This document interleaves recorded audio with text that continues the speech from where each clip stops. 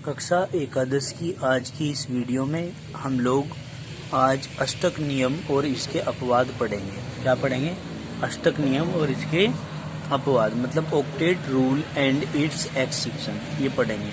हम क्या कहेंगे? इस नियम के अनुसार प्रत्येक परमाणु इलेक्ट्रॉनों का साझा करके अपना अष्टक पूर्ण करने का प्रयत्न करता है। इसी को तो अष्टक नियम कहते हैं। क्या कहा? कि प्रत्येक परमाणु इलेक्ट्रॉनों का साझा करके अपना अष्टक पूर्ण करने का प्रयत्न करता है, किंतु इस नियम के बहुत से अपवाद हैं। क्या है भाई? इस नियम के बहुत सारे अपवाद हैं, मतलब जो इस नियम का पालन नहीं करते उन्हीं को तो अपवाद कहेंगे।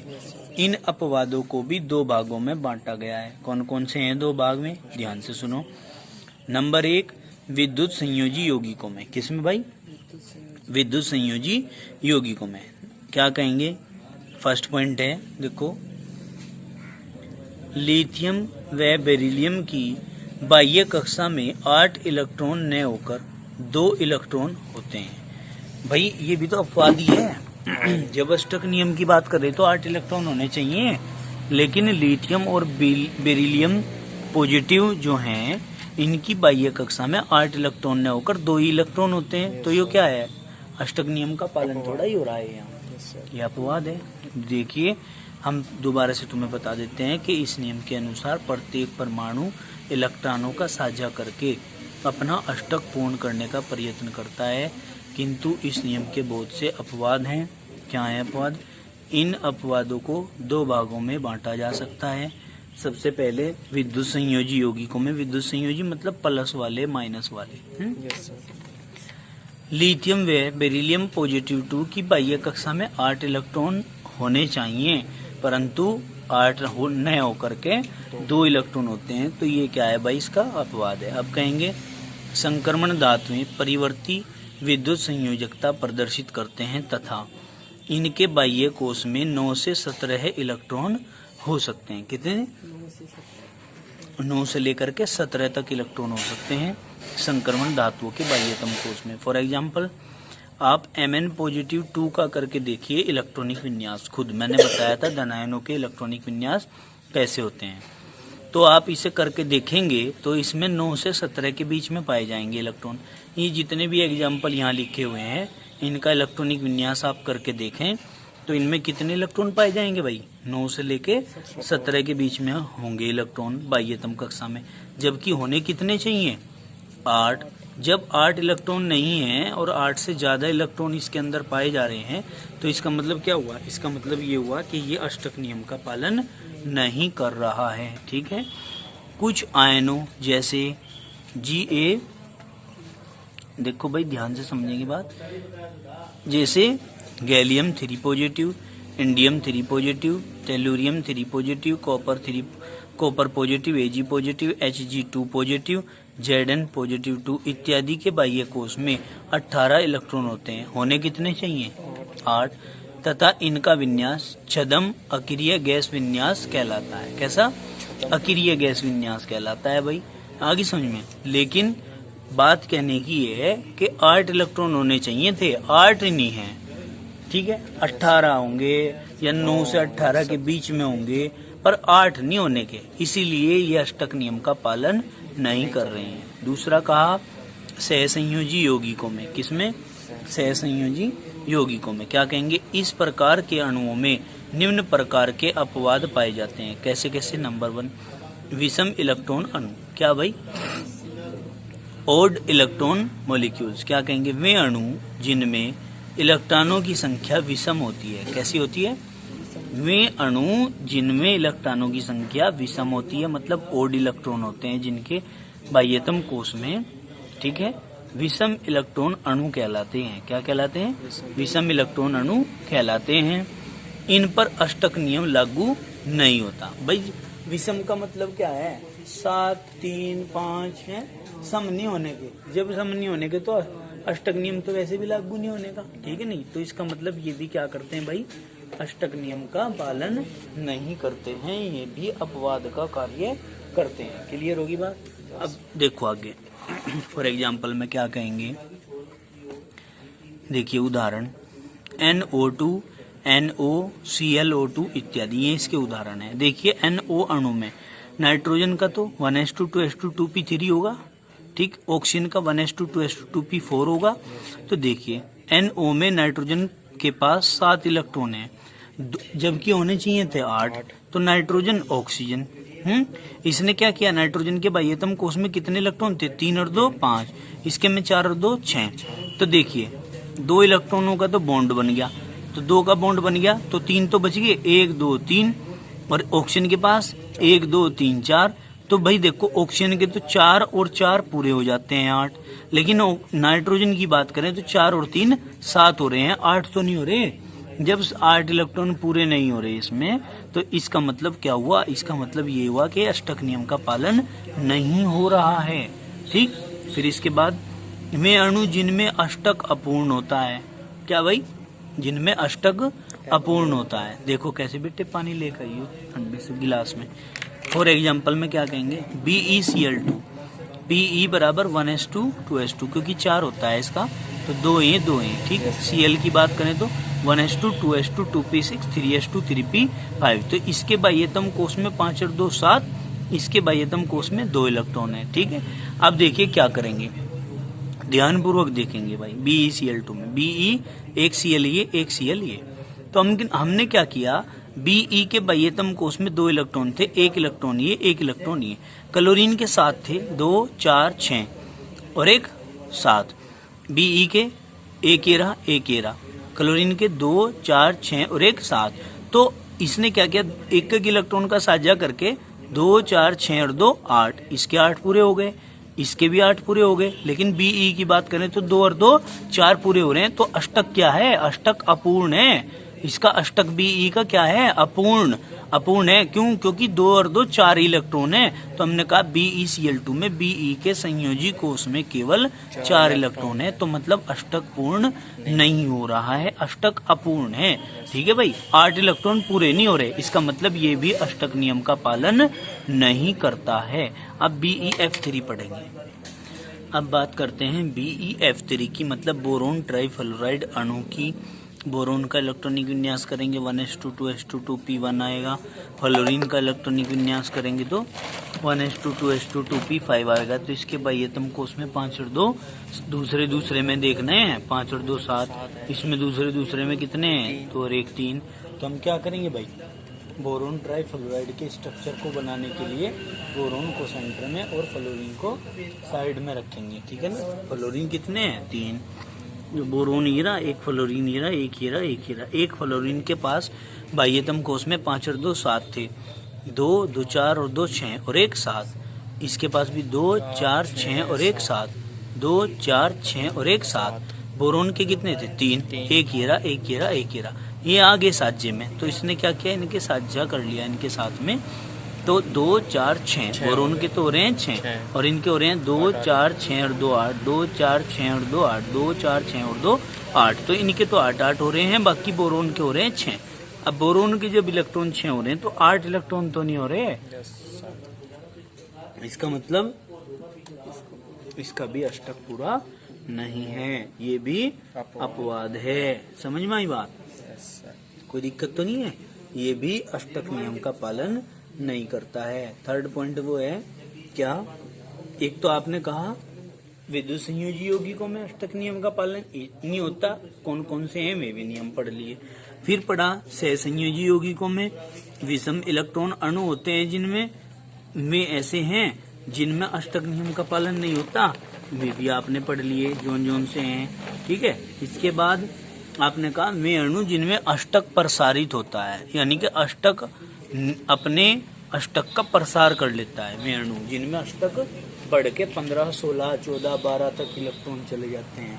समझ में आई बात? Yes sir. तो भाई 12 14 16 अगर इलेक्ट्रॉन हो रहे हैं या 10 इलेक्ट्रॉन हो रहे हैं, तो कौन सा 8 इलेक्ट्रॉन उठाइए में।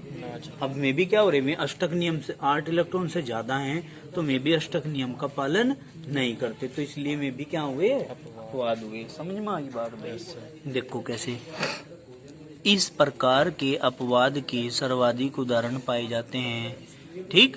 इस प्रकार के यौगिक में बाह्य कोश में 8 से ज्यादा इलेक्ट्रॉन पाए जाते हैं। किससे ज्यादा? 8 से ज़्यादा। 8 से ज्यादा इलेक्ट्रॉन पाए जाते हैं। मैंने अभी तुम्हें बताया। अभी कैसे? देखो भाई, PCl5 अणु में फास्फोरस 3s2 3p3, Cl के 3s2 3p5, P के संयोजी कोष में 10 इलेक्ट्रॉन होते हैं। तो PCl5 में फास्फोरस के पास 10 इलेक्ट्रॉन, मतलब 8 से ज्यादा हो रहे हैं। इसका मतलब अष्टक नियम का पालन नहीं हो रहा। शॉर्टकट बताइए बातें। अब आगे देखिए आप लोग, यहाँ SF6 अणु में सल्फर के 3s2 3p4 आएगा और फ्लोरीन का 2s2 2p5 आएगा। तो सल्फर के संयोजी कोष में 12 इलेक्ट्रॉन आएंगे, मतलब 8 इलेक्ट्रॉन से ज्यादा। इसका मतलब यहाँ भी अष्टक नियम का पालन नहीं हो रहा है। अब आगे देखो, ICl3 अणु में आयोडीन के 5s2 5p5, Cl का 3s2 3p5, आयोडीन के संयोजी कोष में 10 इलेक्ट्रॉन है। ठीक, इनके स्ट्रक्चर यहाँ पे दिखाए गए हैं। कैसे?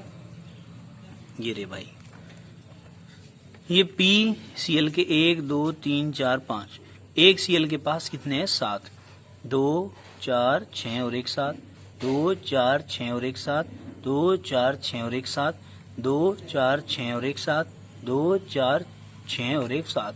फास्फोरस के बाह्यतम कोष में कितने इलेक्ट्रॉन थे? 3 और 2 5। फास्फोरस ने एक यहाँ साझा किया, एक यहाँ साझा किया, एक यहाँ, एक यहाँ, एक यहाँ।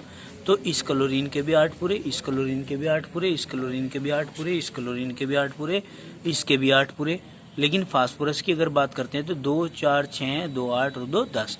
तो इसके बाह्यतम कोष में कितने इलेक्ट्रॉन हो गए भाई? 10 इलेक्ट्रॉन हो गए। तो फास्फोरस क्या करता है बताओ? मतलब अष्टक नियम का प्रसार कर रहा है। ठीक है, नहीं, अष्टक नियम का पालन नहीं कर रहा है। इसने अपने अष्टक का क्या कर लिया? प्रसार कर लिया। क्या कर लिया? अपने अष्टक का प्रसार कर लिया। इसी प्रकार SF6 में आप पढ़ेंगे। ठीक है जी, किस में पढ़ेंगे भाई? SF6 में पढ़ेंगे। बना के देखेंगे स्ट्रक्चर को। इसी प्रकार आप यहाँ देख रहे होंगे IF7 में आयोडीन के संयोजी कोष में 14 इलेक्ट्रॉन होते हैं। ठीक, कोई दिक्कत तो नहीं है? ये भी आप लोग बना के देखेंगे। कोई दिक्कत है क्या? अब देखो, अष्टक नियम के विचलन की व्याख्या। क्या भाई? अष्टक नियम के विचलन की व्याख्या। इसकी व्याख्या करने के लिए 2 सिद्धांत प्रतिपादित किए गए थे। कौन कौन से? सिडविक का अधिकतम संयोजकता का नियम। क्या? सिडविक का अधिकतम इम्पोर्टेंट नियम है। इसकी व्याख्या करने के लिए 2 सिद्धांत प्रतिपादित किए गए। नंबर 1, सिडविक का अधिकतम सहसंयोजकता का सिद्धांत। ठीक है, अब देखो कैसे।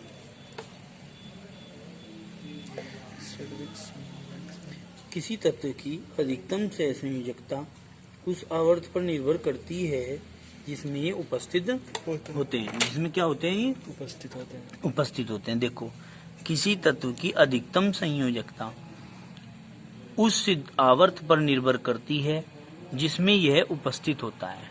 ठीक है भाई। भिन्न आवर्तों के तत्वों की अधिकतम सहसंयोजकताएं सारणी में दिखाई गई। देखो, ये सारणी है यहाँ पे। यह आवश्यक नहीं है कि कोई तत्व यौगिक बनाते समय सदैव अपनी अधिकतम संयोजकता ही प्रदर्शित करे। यदि कम संयोजकता से यौगिक बन सकता है तो तत्व अष्टक पूरा किए बिना ही यौगिक बना लेता है। ये नियम था सिडविक का अधिकतम सहसंयोजकता का नियम। क्या था?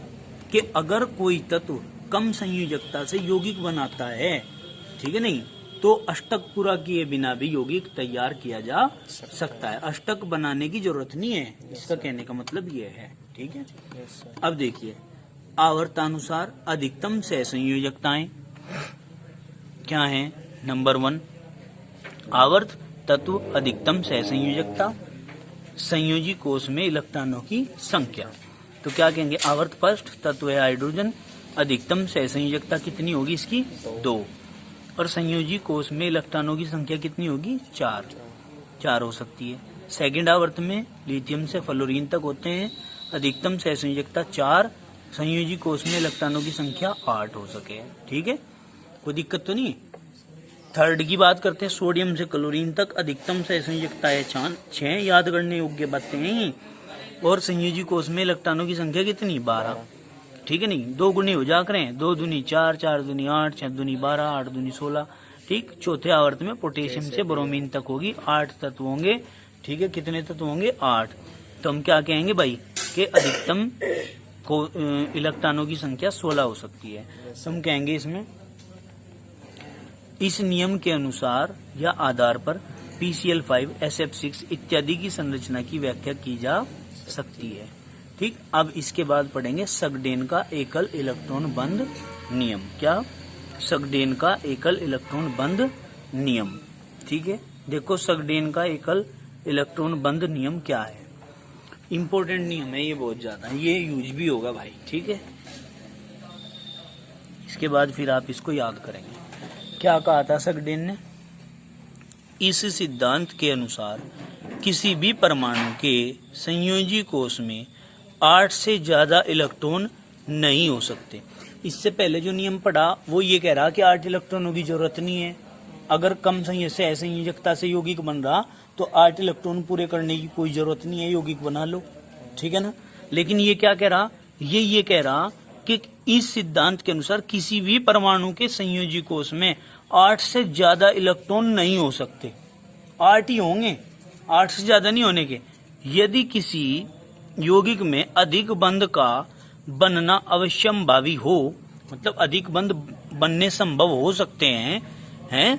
इसने कहा किसी यौगिक में अधिक बंध का बनना अवश्यंभावी हो, मतलब 1 से ज्यादा 8 से ज्यादा बंध बन सकते हो, तो कुछ एकल बंध बन जाते हैं। मतलब 8 से ज्यादा नहीं बनाने के, चाहे एकल बंध बनाने पड़ जाएं।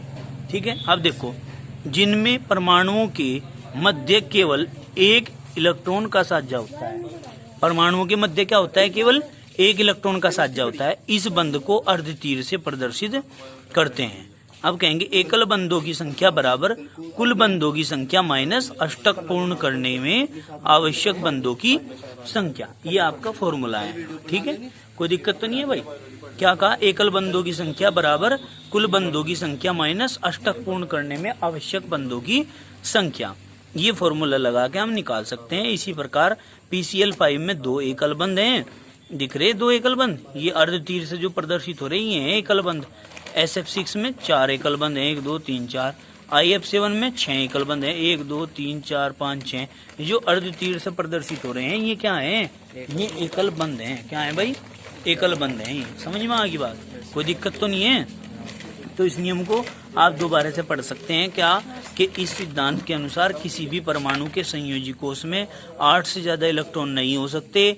यदि किसी यौगिक में अधिक बंध का बनना अवश्यंभावी हो, अगर 8 से ज्यादा बंध बन रहे हो तो वहां पे हम एकल बंध बनाएंगे, पर इलेक्ट्रॉन 8 से ज्यादा नहीं होने देंगे। ठीक है, 8 ही होने देंगे पूरे, जिनमें परमाणुओं के मध्य केवल इलेक्ट्रॉनों का साझा होता है।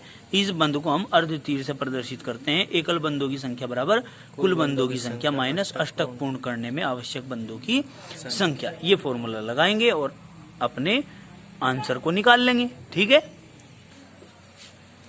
अब है भाई सबसे पहले केवल आयनिक बंध युक्त अणु। क्या? केवल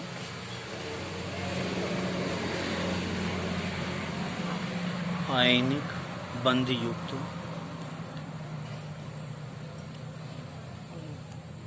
अणु।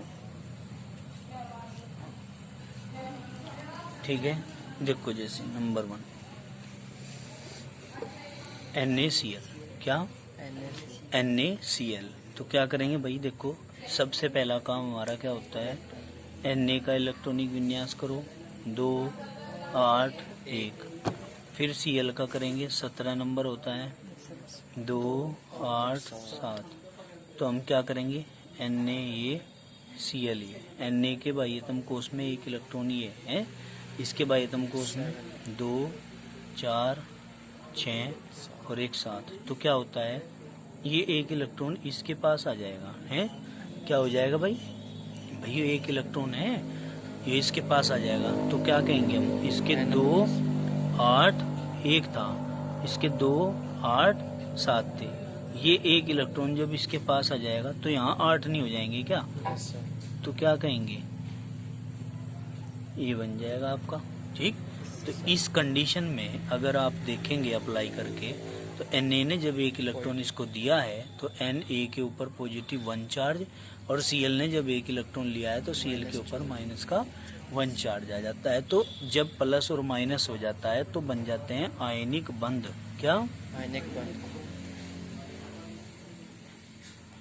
आयनिक बंध। ठीक है, कोई दिक्कत तो नहीं है। Yes sir. अब इसी प्रकार आता है दूसरा नंबर है KCl। पोटेशियम का करेंगे हम। पोटेशियम का कैसे करेंगे इलेक्ट्रॉनिक विन्यास? 19 होता है, 2 8 8 1। Cl का करते हैं, 17 नंबर होता है, 2 8 7। तो देखिए ये K, ठीक है, और बेटे ये Cl। K के बाह्यतम कोश में एक इलेक्ट्रॉन ये दिखा दिया, इसके साथ हैं तो 1 2 3 4 5 6 और 1 7। ये इलेक्ट्रॉन इस पर आ गया तो क्या करेंगे भाई? ये बन जाएगा। तो यहाँ क्या था? 2 8 8 1 2 8 7। तो ये वाला इलेक्ट्रॉन जब इस पे चला जाएगा तो क्या हो गया? K ने तो एक इलेक्ट्रॉन दे दिया समझो इसे, तो इसके ऊपर प्लस, और Cl ने ले लिया तो इसके ऊपर माइनस। बैठ जाओ, चले जाइए, अभी कहाँ जा रहे हैं? इसी प्रकार जो है आप MgO का निकल लेंगे। किसका? MgO का तीसरा नंबर है, तो Mg का निकाल लेंगे यहाँ 12 2 8 2 हैं इसके बाह्यतम कोश में। बात करते हैं ऑक्सीजन की तो 8 होता है, 2 और 6 इसके बाह्यतम कोश में। तो हम क्या करेंगे? यहाँ Mg यहाँ O, तो Mg के 2 इलेक्ट्रॉन ये दिखा दिए, ऑक्सीजन के 2 4 और 2 6। तो क्या करता है Mg? इन 2 इलेक्ट्रॉनों के साथ में ऑक्सीजन साझा कर लेता है। इसके हैं 2 8 2, इसके थे 2 और 6। तो ये 2 इलेक्ट्रॉन जब यहाँ से, कहाँ दिख तो रानी, जब 2 इलेक्ट्रॉन यहाँ से इस के पास जाएंगे तो यहाँ तो 2 और 8 रह गए, यहाँ पे भी 2 8 हो जाएंगे। तो दोनों क्या हो गए? दोनों के अष्टक पूरे हो गए। अब दोनों के अष्टक पूरे हो गए तो मतलब दोनों अस्थाई हो गए। क्या हो गए? दोनों अस्थाई। तो Mg ने 2 इलेक्ट्रॉन किसको दिए हैं बताओ? ऑक्सीजन को दिए हैं, तो Mg के ऊपर प्लस के 2 चार्ज, ऑक्सीजन ने 2 इलेक्ट्रॉन लिए हैं तो इसके ऊपर माइनस के 2 चार्ज। इस प्रकार से ये आपके पूरे हो जाते हैं। ये आपको घर से बना के लाने हैं जितने भी बचे आयनिक यौगिकों के। उदाहरण बाकी कराएंगे कल। ठीक है, आज के लिए इतना ही काफ़ी। धन्यवाद।